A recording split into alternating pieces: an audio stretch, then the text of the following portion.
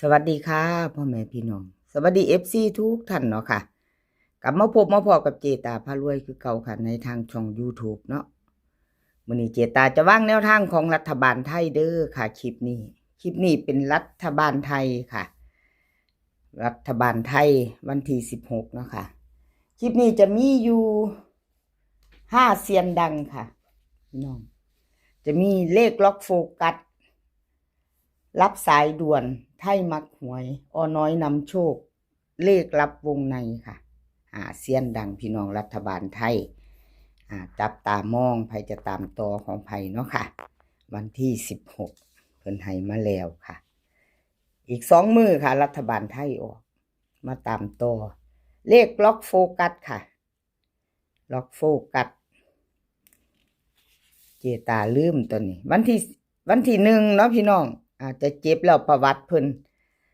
25222ล่างวิ่งลูดล็อกโฟกัสให้2ค่ะเข้า2อยู่บนล่างเนาะเฮามาตามกันใหม่ค่ะล็อกโฟกัสวันที่16ค่ะที่จะถึงนี้ FC ของเลขล็อกโฟกัสจับตามองล็อกโฟกัสค่ะวิ่งลูดเพิ่นให้มา5กับ2ตัวค่ะ4หาง58592726 3ตัวค่ะ527258วิ่งลูด5ค่ะเด่นตัวเดียวร่อง2ตัว4หางเน้น5827ค่ะ3ตัวเน้นหางเดียว258ค่ะเอาแคปหน้าจอค่ะพี่น้องใครจะไปต่อกับเลขล็อกโฟกัสเนาะค่ะรัฐบาลไทยวันที่16ธันวาคมจะถึงนี้เนาะค่ะล็อกโฟกัสชอบประจัดขัดกระพานเนาะค่ะกราบขอบคุณเลขล็อกโฟกัสค่ะที่ให้แนวทางมาวางทางช่องเนาะกราบขอบพระคุณเป็นอย่างสูงค่ะรัฐบาลไทยค่ะเลขทุกตัวเอามาวางเพื่อเป็นแนวทางโปรดใช้วิจารณญาณในการรับชมเป็นอย่างสูงค่ะรัฐบาลไทยค่ะชิดนี้เลขรับวงในค่ะรับวงในที่ผ่านมาค่ะพี่น้องรับวงในที่ผ่านมาโอ้ยขอเลื่อนจักหน่อยเนาะค่ะกล้องเจตาบ่ตรงค่ะพี่น้องขออภัยหลายๆเฮ็ดใหม่เคลื่อนขยับใหม่จักหน่อยเนาะค่ะ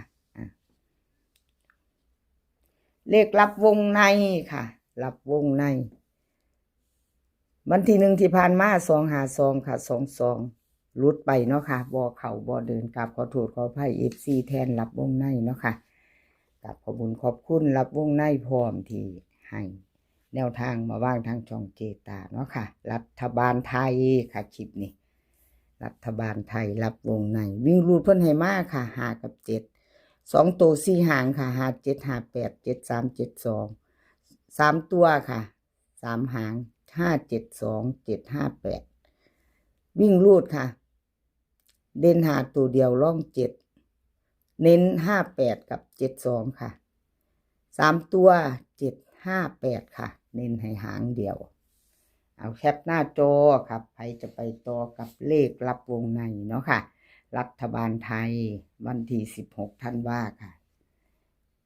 ใครจะไปต่อกับเพิ่นกะแคปหน้าจอเนาะค่ะรัฐบาลไทยไปต่อค่ะอ้อน้อยนำโชคค่ะอ้อน้อยนำโชครัฐบาลไทยวันที่1ที่ผ่านมาเนาะค่ะพี่น้องของเพิ่นก็หลุดไปเนาะหลุดไปค่ะ2ตัวไม่เข้ามาตะวิ่งหลุดหาตัวเดียวค่ะวันที่1ที่ผ่านมารัฐบาลไทยอ้อน้อยนำโชคนะคะ522522ล่างเพิ่นก็เข้า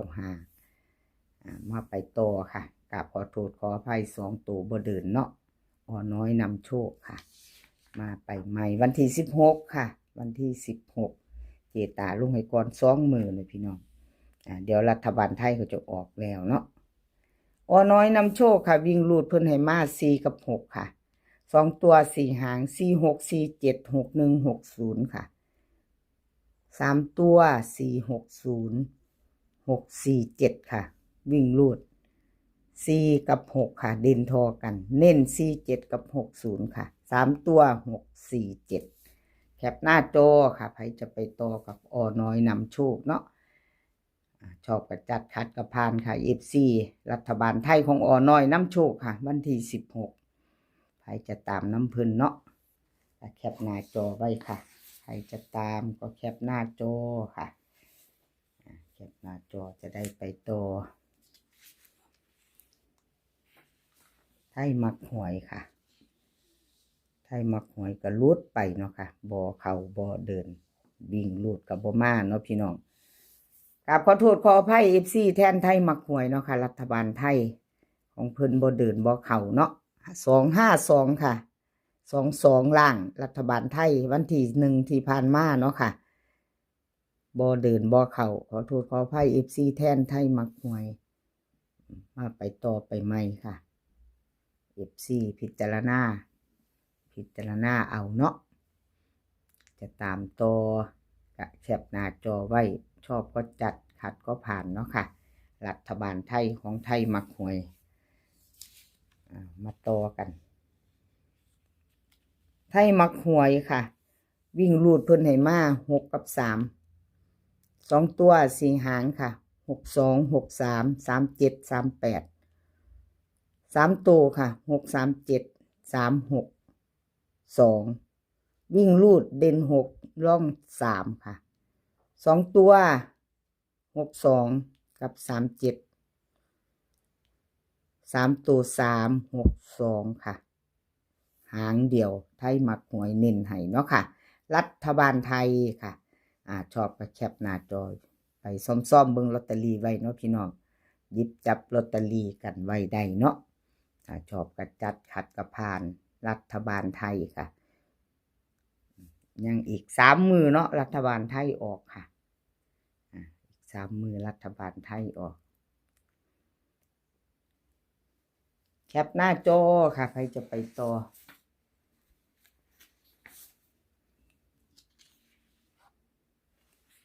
รับสายด่วนค่ะรับสายด่วนรัฐบาลไทยวันที่1ที่ผ่านมาก็ลุดไปเนาะค่ะพี่น้อง252 3ตัวบนเนาะล่างกับ22ค่ะของเพิ่นบ่เดินบ่เข้าเนาะรับสายด่วนรัฐบาลไทยที่ผ่านมาค่ะขอโทษขออภัยแทน FC แนวทางเพิ่นบ่เข้าบ่เดินกราบขอบคุญขอบคุณรับสายด่วนค่ะที่ให้แนวทางมาว่างทางช่องเนาะเป็นของรัฐบาลไทยค่ะคลิปนี้แล้วก็กราบขอบคุญขอบคุณ FC ค่ะที่เข้ามากดไลค์กดแชร์กดติดตามเจตาเนาะค่ะเข้ามารับชมรับฟังมาเป็นกำลังใจให้เจตา FC ใหม่ถ้าเพิ่งเขาผ่านเขาไม่เห็นเนาะพี่น้องบางเทื่อเพิ่นไม่เห็นเป็นเทื่อแรกเนาะเพิ่งเขามารับชมรับฟังกับพิจารณาเบิ่งค่ะถ้าชอบคลิปนี้เป็นคลิปของรัฐบาลไทยแนวทางรัฐบาลไทยช่องของเจตาพารวยก็กดติดตามไว้ค่ะคันยังบ่ทันติดตามเนาะกดติดตามแล้วก็อย่าลืมกดกระดิ่งแจ้งเตือนค่ะจะได้บ่พลาดคลิปใหม่ๆถ้าชอบแนวทางไปทางเดียวกันเนาะค่ะถ้าชอบทางเดียวกันก็กดติดตามไว้เนาะค่ะแล้วก็กดกระดิ่งแจ้งเตือนเอามาไปต่อค่ะวันที่16รับสายด่วนค่ะรับสายด่วนรัฐบาลไทยค่ะวิ่งรูด3กับ5ค่ะเพิ่นให้มา2ตัวค่ะ2ตัว4หาง37 36 58 59ค่ะ3ตัว3 58 536วิ่งรูดค่ะ3กับ5เด่นทอกัน3กับ5เด่นเท่ากัน2ตัวค่ะเน้น36 58วงกลมให้2หางค่ะ3ตัว358หางเดียวค่ะแคปหน้าจอไว้ใครจะไปรัฐบาลไทยซ่อมเบิ่งเนาะพี่น้องหยิบจับลอตเตอรี่ไว้ได้ยังอีก 2-3 มื้อรัฐบาลไทยจังสิออกเนาะหยิบจับลอตเตอรี่ไว้รุ่นต่อรับสายด่วนคลิปนี้ขอให้พี่น้องโชคดีค่ะโชคดีกับรัฐบาลไทยวันที่16เป็นวันอังคารเนาะพี่น้อง16วันอังคารรัฐบาลไทยออกให้โชคดีกันทุกคน ลิปนี้ขอให้มีความสุขสุขภาพร่างกายแข็งแรงกันทุกคนค่ะเดินทางไปไสขอให้ปลอดภัยเดินทางไปขอให้มีโชคกลับมาขอให้มีชัยคลิปหน้าพอกันใหม่คลิปนี้ก็สวัสดีค่ะ